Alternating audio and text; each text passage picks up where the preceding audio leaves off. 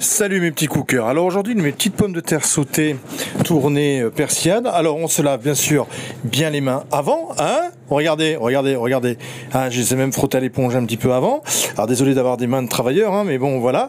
Donc on les lave bien, hein, toujours avant chaque recette. Regardez, tchac, désinfectant total, flac. Ça bousille les mains, mais c'est pas grave, ça enlève tout. Voilà. Oh là là, il y a encore un peu de. Oula, bon bah écoutez, on a fait au mieux. Hein. Voilà, donc on rince bien ses mains, ses mimines. Regardez-moi ça, elles sont prêtes à travailler la recette. Allez hop, parfait. On va chercher du sopalin, qu'on ne touche pas bien évidemment, hein, vous inquiétez pas, c'est un rouleau sur un mur, hop, on le prend, voilà. Et on essuie bien ses petites mains. Bon, ça va au niveau des mains, on est tranquille, on est parfait, c'est parfait, oui. Oui, bon, bah ça c'est des mains de travailleurs, hein, je travaille 13 heures par jour, forcément.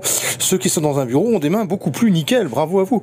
Alors, on y va, on attaque les petites pommes de terre tournées. On prend des petites pommes de terre, vous voyez, relativement petites ou moyennes, pas des très grosses, sinon ça va pas être joli, on va pas pouvoir avoir le même temps de cuisson non plus. Il faut quand même qu'on ait des pommes de terre un petit peu de la même taille, hein. Et on va, vous voyez, vous coupez les deux extrémités, vous faites aller votre couteau net, hop, chaque surface. Alors normalement quand on est au CAP de cuisine c'est 7 faces, mais là vous faites comme vous voulez, vous enlevez un petit peu les noirs et vous tournez comme ça pour que ce soit un petit peu joli, vous voyez, vos pommes de terre. Voilà, vous prenez des pommes de terre spéciales pour les pommes de terre sautées, hein, ça ira très bien. Prenez pas des spéciales purées parce que ça cuit très vite, ça devient très purée quoi. Donc voilà. Donc on en refait un, vous voyez, hop, on met la petite lame sur le côté et hop, on tourne autour, on suit la pomme de terre comme ceci. Mon Dieu, mais qu'est-ce qui gaspille? Non, vous rassurez, je les ai récupérés. Donc les épluchures, je parle. Hein. Donc voilà, on tac. Vous voyez, on donne une belle forme pour que ce soit un petit peu plus joli que des pommes de terre coupées en vrac comme ça, sans trop ni tête. Voilà, donc on essaie de donner une belle forme. Voilà, donc moi j'en fais pas mal. Hop. Donc ensuite on fait bouillir de l'eau et on va les mettre à cuire aux 3/4 puisqu'on va les terminer à la poêle après.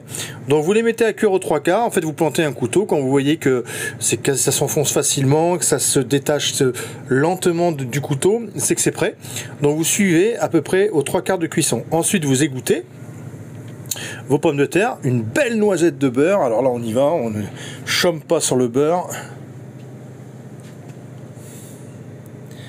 Donc on fait fondre le beurre et on y met nos pommes de terre, bien évidemment.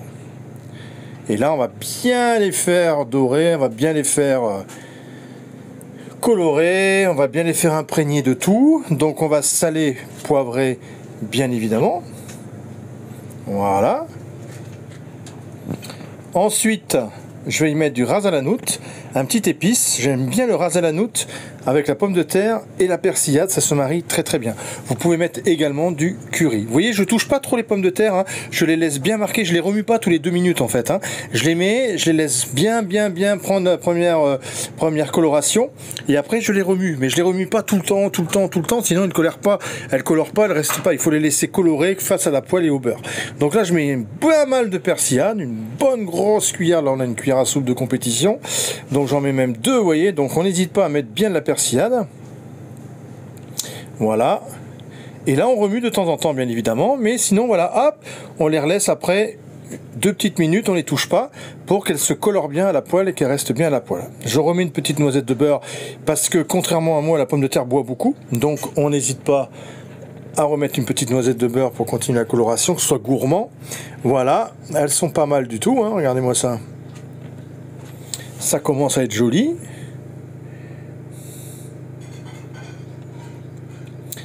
Impeccable. Il y a l'odeur en plus, hein, je vous explique pas.